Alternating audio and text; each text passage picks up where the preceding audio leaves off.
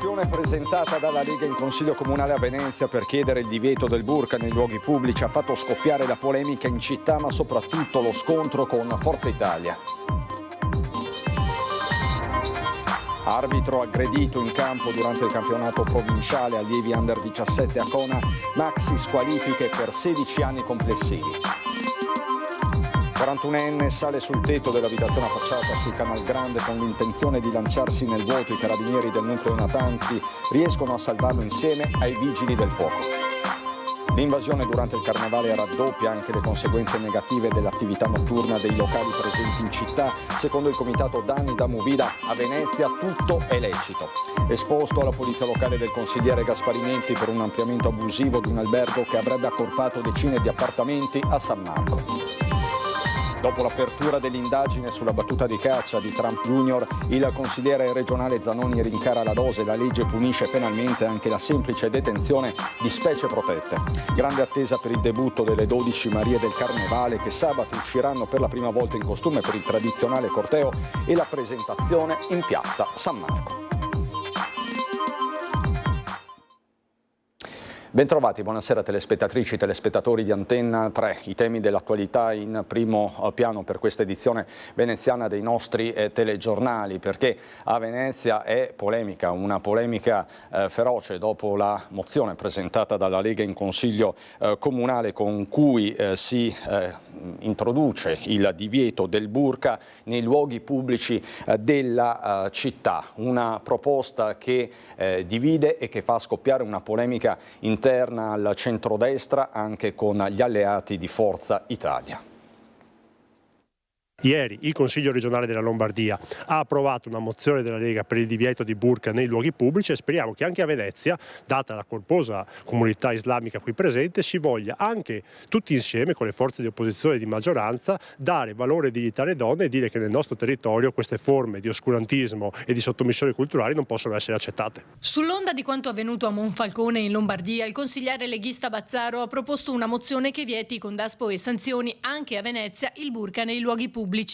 Mozione che Forza Italia considera invece troppo restrittiva. Deve essere visto caso per caso, c'è una legge che regola già queste cose e non ci sembra che debba essere il comune a regolare queste cose, ma dovrebbe essere appunto lo Stato, il Parlamento a decidere eventuali modifiche di questa legge, non certo noi come comune, tantomeno utilizzare un daspo. La volontà nostra è portare il tema in seno alla discussione appunto in Consiglio, sapendo che in Regione Lombardia è stata approvata con i voti anche di Forza Italia e sono convinto che anche in Parlamento troverà lo stesso consenso. Ricordo che la Corte Europea dei diritti dell'uomo ha bocciato il diritto ad avere il volto coperto con niqab o burqa, che Francia e Belgio hanno già messo al bando questa possibilità e che in Svizzera dal 1 gennaio 2025 tramite referendum i cittadini svizzeri hanno detto no sia al burqa che al niqab, quindi non siamo i soli, l'Europa si sta muovendo in questa direzione e credo che anche l'Italia e soprattutto la città di Venezia con la sua storia di vera integrazione e cultura possa essere da punto di riferimento per una svolta che è a tutela di tutti ma soprattutto dei diritti delle donne e delle bambine. Per il Partito Democratico si tratta solo di una mossa propagandistica. È solo propaganda,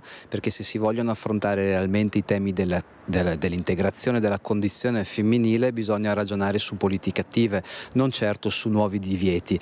Del resto è la stessa mozione che ricorda come esista già una legge nazionale che in alcune situazioni prevede ovviamente che il volto debba essere assolutamente visibile. Io suggerisco alla maggioranza di prendere in considerazione e di approvare molte delle proposte che abbiamo fatto in questi anni e quindi si parla di parità salariale per le donne e in generale diciamo politiche attive che permettano alle donne di conciliare il tempo lavoro-famiglia, ovvero noi dobbiamo dare maggiori spazi di libertà alle donne. Il dibattito è politico ma anche sociale, così tra i veneziani. La cosa più giusta e logica, visto che la Costituzione a noi ce lo vieta, mi sembra, no? Per cui mi sembra giusto. Trovo che sia una scelta personale delle donne, però trovo anche che siano molto indottrinate in questo caso nella religione. Io ovviamente sono per la libertà, insomma, una donna deve essere libera di indossare quello che vuole, basta che sia una sua scelta e che non venga convinta che questa sia una scelta libera loro, quando in realtà se si comportano diversamente poi magari non sono proprio viste bene, ecco. Secondo me deve essere una via di mezzo tra il rispetto della religione o della cultura e la sicurezza del paese, quindi non saprei dare una risposta precisa, però secondo me è una buona via di mezzo tra la cultura e appunto la sicurezza e la riconoscibilità. Non mi piace, è una cosa che trovo assolutamente abominevole, però non possiamo indagare più di tanto sulle tradizioni e culture degli altri. Io sarei contraria al fatto che venga coperto completamente il volto, però come le ripeto è difficile addentrarsi nei meandri della religione, è anche vero che se tu vai da loro devi adeguarti. Mi auguro che siamo sulla buona strada in questo principio. La cronaca, un'altra violenza sui campi di calcio si è consumata durante la partita Cona Giovani Novo San Pietro, gara del campionato provinciale allievi Under 17 disputata a Cantarana. Ferito l'arbitro, un 17enne padovano che è stato colpito allo zigomo, un colpo che lo ha fatto crollare a terra sbattendo la testa. Sul posto sono intervenuti i carabinieri e sanitari del 118. Il giovane arbitro aveva appena segnato un rigore al Nuovo San Pietro quando è stato aggredito e picchiato da tre calciatori del Cona. Le conseguenze disciplinari sono state pesantissime. Il giudice sportivo della delegazione di Venezia ha inflitto squalifiche per un totale di 16 anni, oltre a una inibizione di 36 mesi per il dirigente accompagnatore Galdino Sgobbi. Sempre per la cronaca, momenti di tensione questa mattina a Venezia, dove un uomo di 41 anni voleva buttarsi dal tetto di un palazzo affacciato sul Canal Grande. Voleva lanciarsi nel Canal Grande dal tetto di un edificio. Come testimoniano le immagini, un 41enne di origine straniera si era portato sul cornicione pronto a gettarsi in acqua manifestando intenti suicidi, quando è stato notato da alcuni passanti che hanno immediatamente lanciato l'allarme. In breve sono giunti sul posto i carabinieri del nucleo natanti, i vigili del fuoco e la polizia locale. I militari e i pompieri sono riusciti a raggiungere il 41enne sul tetto, afferrandolo in extremis proprio mentre si trovava ormai sul cornicione, proteso verso il vuoto. Hanno instaurato un breve dialogo per calmarlo e, approfittando di un suo momento di distrazione, sono riusciti a prenderlo e riportarlo in casa attraverso la finestra.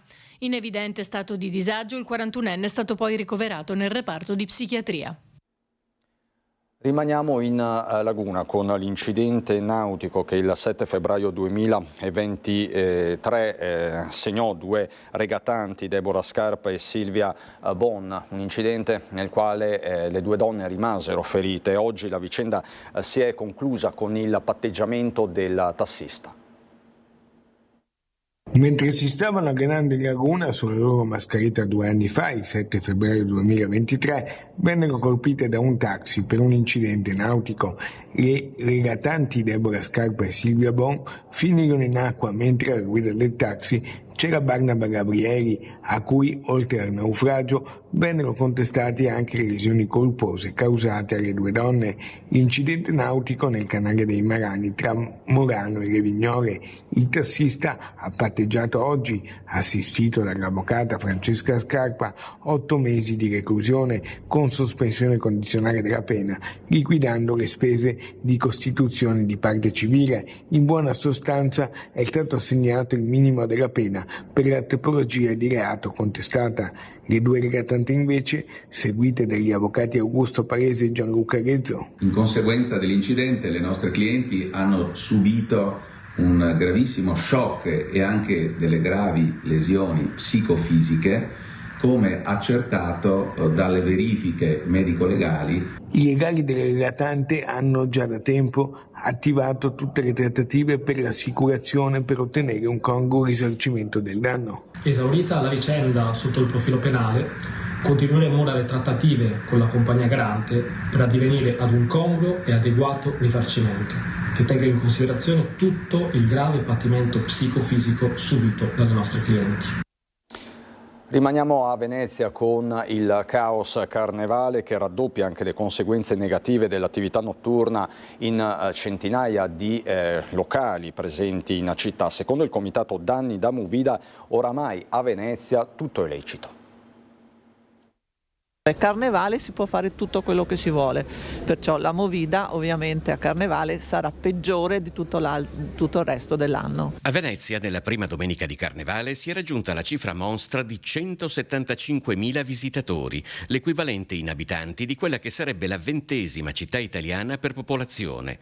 175.000 persone, per lo più inevitabilmente ammassate nelle solite 4 o 5 zone. Calcolando che anche solo una piccola percentuale di questa massa, ed è spesso la più giovane, decida di fermarsi anche la sera, significa avere decine di migliaia di persone in strada, non di rado impegnate in quelli che poeticamente vengono definiti Bacaro Tour. Sono dei tour alcolici organizzati dai tour operator che portano a Venezia infiniti gruppi di giovani, abbastanza giovani, che poi si ubriacano. Secondo la capogruppo di Venezia e Tua Cecilia Tonon, la contraddizione non è tanto nel fatto che a Carnevale non ci sia il contributo d'accesso, è il fatto che anche quando è attivo questo finisca alle ore 16. È lì che dovrebbe intervenire un contributo d'accesso, ma molto alto. Io, se fosse per me, suggerirei di mettere 500 euro per chi vuole venire a fare i tour alcolici a Venezia, al di là della difficoltà di muoverci per le strade, ma queste persone poi vanno a fare i bisogni, a vomitare nelle calli sui nostri portoni di casa. In una città già piena di locali, secondo il Comitato Danni da Movida, nell'ultimo decennio ne sono stati aperti un altro centinaio e solo negli ultimi 4 anni sono apparsi 50 nuovi plateatici. Io vado sempre via quando c'è Carnevale,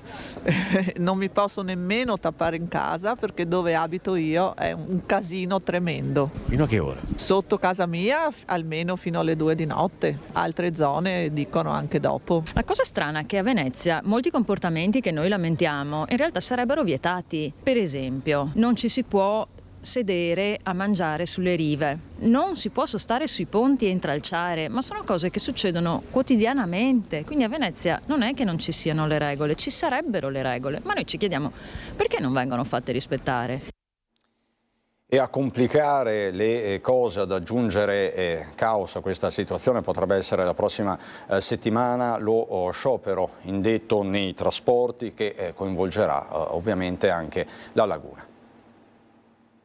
Non è uno scherzo di Carnevale da domenica sera a mezzanotte fino al tesoro di lunedì, dunque di fatto per l'intera giornata di lunedì a Venezia si fermeranno i trasporti, compresi i servizi di collegamento acqueo di motoscafi e vaporetti in centro storico. Lo sciopero è indetto dall'Unione Sindacati di Base a livello nazionale con la concomitanza del Carnevale 2025, il conseguente arrivo in massa di turisti, rischia però di rendere le cose a Venezia particolarmente complicate, non solo per gli ospiti ma anche per i residenti e i lavoratori. L'ulteriore rinvio alla firma conferma i nostri dubbi e le nostre perplessità circa la reale presenza dei fondi per il rinnovo del contratto collettivo nazionale dei autoferrotranvieri. Un rinnovo che sia capace anche di soddisfare quelle che sono le nostre richieste del miglioramento della qualità vita-lavoro. Lunedì saranno garantiti solo i servizi minimi e le fasce protette previsti per legge. Come sempre, Alberto Cancian ribadisce ancora una volta la crisi del settore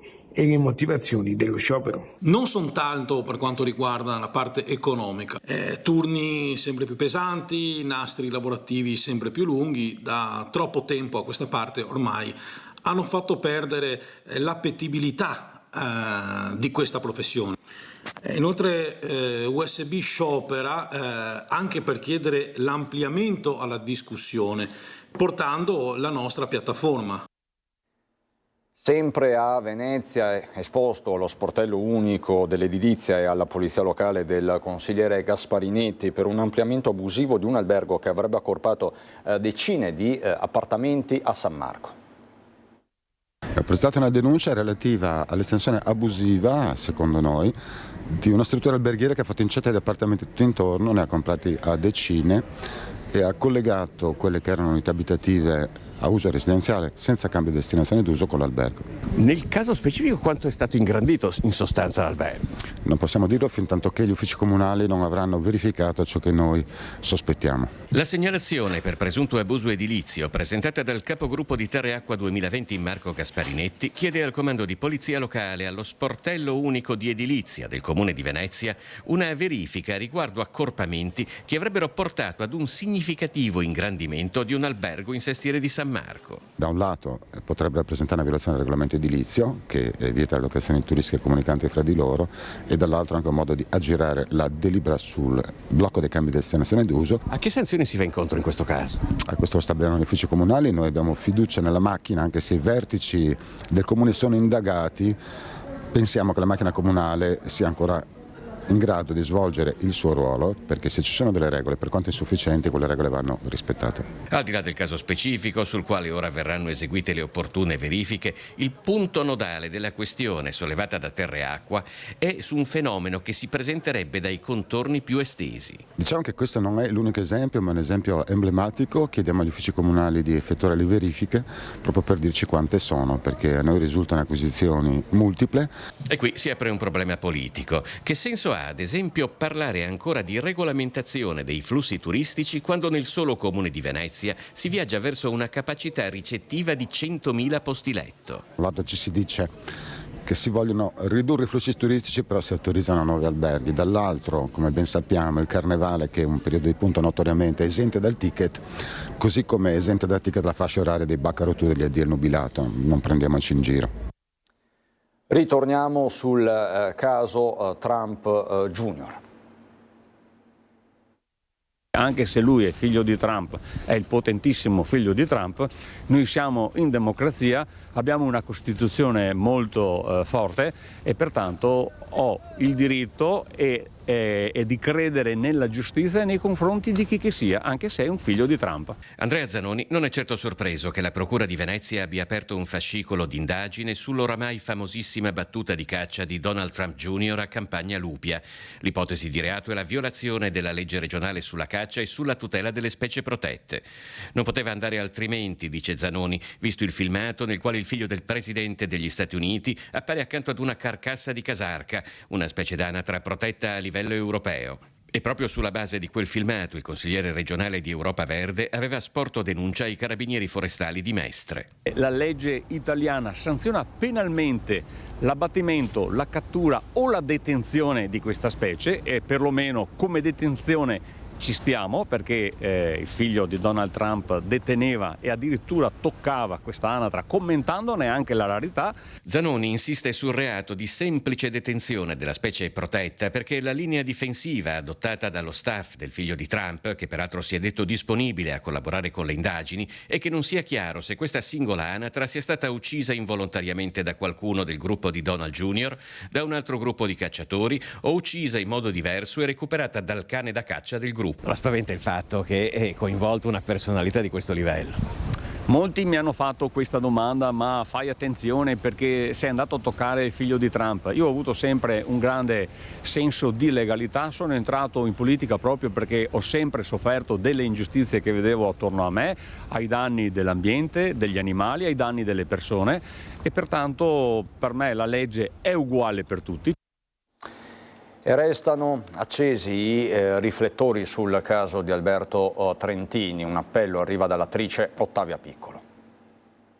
Dopo lo striscione Alberto Trentini libero collocato sulle finestre della sede della municipalità del leader Pellestrina, l'ex liceo Usero in via Sandro Gallo, come promesso dall'associazione Articolo 21 guidata dal giornalista Giuseppe Giulietti e dall'avvocato Alessandra Ballerini, che assiste la famiglia Trentini in questa delicata vicenda, continuano ad essere ben accesi i riflettori sul caso di Alberto Trentini, il cooperante italiano 45enne, originario del Lido di Venezia, che si trova ancora ingiustamente rinchiuso in carcere in Venezuela dallo scorso 15 novembre.